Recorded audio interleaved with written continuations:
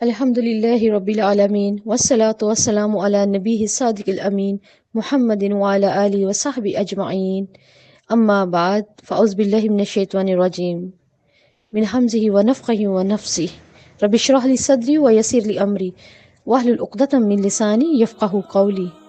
سورہ بقرہ کی فضیلت. سورہ بقرہ با کاف را بکر، بکر یا بقرہ کا مطلب گائیں، اور بکر کا مطلب ہوتا ہے کریدنا، کسی چیز کو کریدنا. گائیں بھی چونکہ کھیت کو کریدتی ہے، زمین کو ہل چلانے کے لیے کھولتی ہے، اس لیے اس کا نام بقرہ ہے.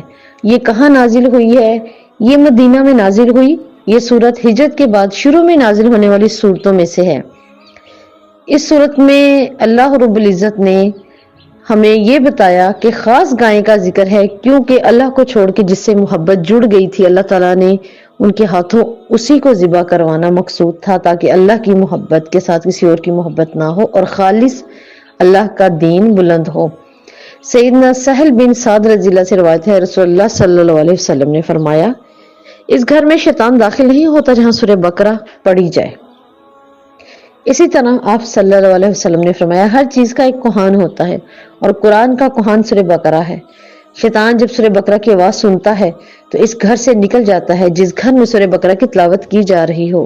ایک حدیث میں آپ صلی اللہ علیہ وسلم نے فرمایا، سورہ بقرہ کا اپنی زندگی میں پڑھنا معمول بنا لو، اس کا پڑھنا باعث مسرت اور چھوڑنا باعث حسرت ہوگا. اور ایک حدیث میں ہے، جس گھر میں 3 دن سورہ بقرہ پڑھی جائے وہاں سے جنات، جادو، سحر دوڑ جاتے ہیں، بھاگ جاتے ہیں.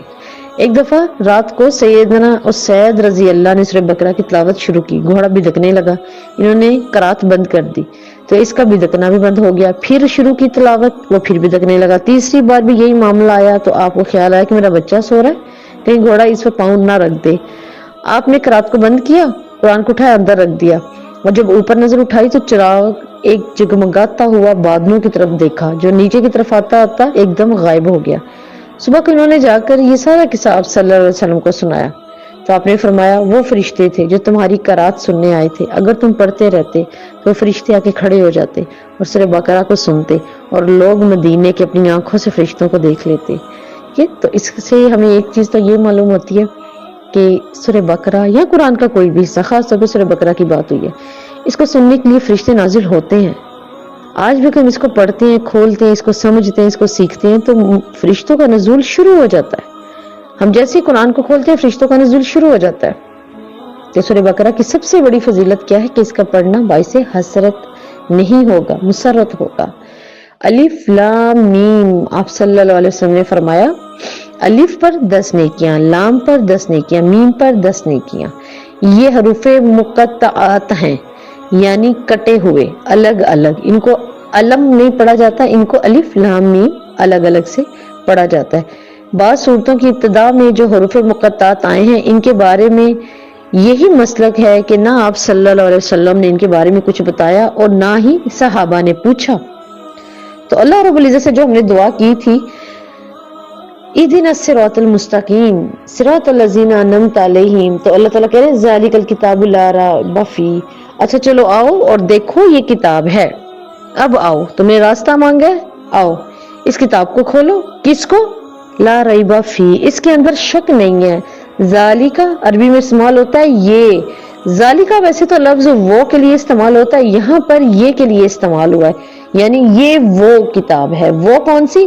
جو بیت العزت میں تھی، لوح محفوظ سے اللہ تعالیٰ نے بیت العزت میں رکھ لی، لوح محفوظ وہاں سے اٹھائی اور اللہ تعالیٰ نے اپنے پاس رکھ لی. تیسری کاپی ہمارے ہاتھوں میں اس کی. یہ وہ الکتاب کتاب ہے، یعنی پھر اس کا مطلب قرآن کا ایک نام کتاب بھی ہے.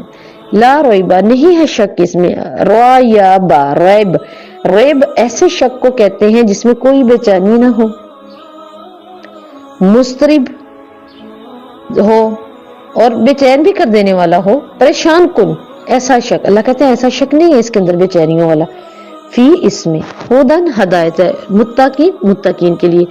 ہدالیہ ہدی ہدایت، متقین تقی سے، تا کاف یا تقی، تقو وقی اسی سے ہی لفظ بنتا ہے. تو اللہ تعالیٰ کہہ رہے ہیں یہ وہ کتاب ہے، مراد یہ قرآن ہے جسے محمد صلی اللہ علیہ وسلم نے لوگوں پر پڑھا ہے.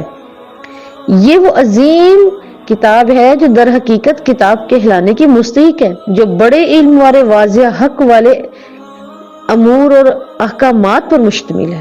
لا ریب فی، مطلب اس میں شک ہی نہیں۔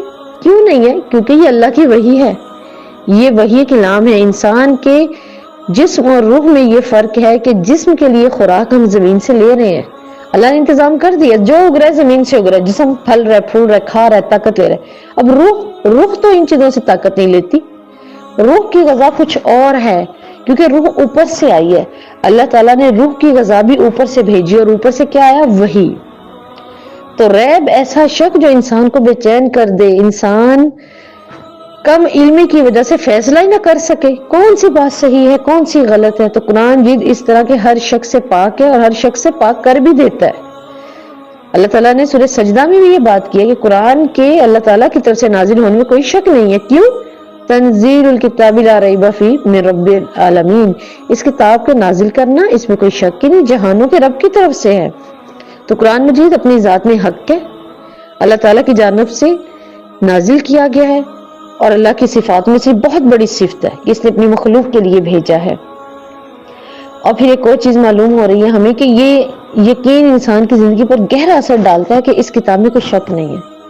اس یقین کی وجہ سے مومن قرآن کے علم کو پھر قبول بھی کرتا ہے، کیونکہ یہ شک والی نہیں ہے، یہ ایسی ہے ہی کہ ہم پریشان ہوں۔ وہ قرآن مجید کی ہدایت کو سمجھنے کے لیے تیار ہوتا ہے، اس کو پڑھنے کے لیے، اس کو کھولنے کے لیے تیار ہو جاتا ہے۔ مومن قرآن مجید کے دیے ہوئے طریقہ زندگی اسلام کو سچا اور اپنے لیے ناگزیر سمجھتا ہے۔ اس کتاب سے ہدایت صرف یقین سے حاصل ہوتی ہے۔ قرآن مجید کی ہدایت اللہ تعالیٰ نے کن کے لیے رکھی ہے؟ قرآن مجید کی ہدایت کو کن لوگوں کے لیے اللہ نے خاص کیا ہے؟ اللہ تعالیٰ خود ہی بتا رہے ہیں، ھدی للمتقین، کن کے لیے؟ متقیوں کے لیے۔ جیسے سورہ حامیم سجدہ میں اللہ تعالیٰ کہتے ہیں قل ھو للذین آمنوا ھدی وشفاء، آپ کہہ دیں محمد صلی اللہ علیہ وسلم جو ایمان لائے ہیں یہ قرآن ان کے لیے شفا ہے، ہدایت ہے۔ والذین لا یؤمنون فی آذانہم وقر وہو علیہم اعمی، اور جنہوں نے اس کو لیا ہی نہیں، اس کو سننا ہی نہیں چاہتے، ان کے تو کانوں میں بوجھ ہے، دور ہے وہ۔ تو قرآن مجید کی ہدایت سب کے لیے عام ہے، مگر اس سے فائدہ اٹھانے والے متقی ہوتے ہیں۔ سن تو ہر کوئی رہا ہے، پڑھ تو ہر کوئی رہا ہے، سورج سب کو ہی روشنی دیتا ہے، مگر آنکھوں والے ہی فائدہ اٹھاتے ہیں۔ روشنی تو وہ سب کو دے رہا ہے، آنکھ والا فائدہ اٹھائے گا۔ اور آنکھ والا کون سا ہے؟ ہدن، ہا دال یا حدیث ہے ہدن۔ ہدن ہدا وہ چیز جس کے ذریعے سے گمراہی اور شب و شبات کی تاریخیوں میں رہنمائی حاصل ہو۔ ہدن وہ چیز جو فائدہ مند راستے پر گامزن کرنے میں رہنمائی کرے۔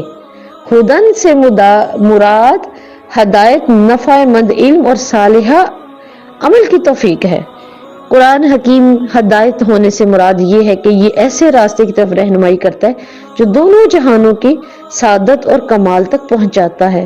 ھدی للمتقین، اللہ کہتے ہیں تقوی یعنی اللہ کی اطاعت کو ماننے والے، اللہ کی ناراضگی سے خود کو بچانے والوں کے لیے اس کے اندر جو بھی ہے، پس اہل تقوی نے اس کتاب کے ذریعے رہنمائی پائی ہے۔ اور ابن عباس نے کہا قرآن مجید مومنوں کے لیے ہدایت ہے جو شرک سے بچتے ہیں اور میری اطاعت کے مطابق عمل کرتے ہیں، یعنی اللہ کی اطاعت کے مطابق۔ اسی طرح ابن عباسی نے کہا متقین سے مراد وہ لوگ جو اس ہدایت کو جیسے وہ پہچانتے ہیں، ترک کرنے میں اللہ تعالیٰ کے عذاب سے ڈرتے ہیں، اور اللہ تعالیٰ کے نبی جس دین کو لے کر آئے اس کی تصدیق کرنے میں اللہ تعالیٰ کی رحمت کے امیدوار ہیں۔ اور قتادہ رحمہ اللہ کہتے ہیں متقین سے مراد وہ ہیں جن کی صفت بیان ہوتے ہوئے اللہ تعالیٰ خود کہتے ہیں، وہ کیا کہتے ہیں اللہ ان کے لیے؟ اب اگلی آیت میں ہے، وہ کون ہے؟ غیب پر بھی ایمان رکھتے ہیں، نماز بھی قائم کرتے ہیں، رزق بھی پاتے ہیں، پھر اللہ ہی کے دیے میں سے خرچ کرتے ہیں۔ یہی وجہ ہے کہ آپ صلی اللہ علیہ وسلم نے ہمیں ایک دعا سکھائی۔ سیدنا عبداللہ بن مسعود کہتے ہیں رسول اللہ صلی اللہ علیہ وسلم نے اس دعا کو کثرت سے کیا، اور ہمارے لیے بھی اس میں سبق ہے، ہم کثرت میں کرتے رہیں۔ اللہم انی اسألک الہدی والتقی والعفاف والغنی۔ ربنا تقبل منا وآخر دعوانا الحمد لله رب العالمين الحمد لله والمنة۔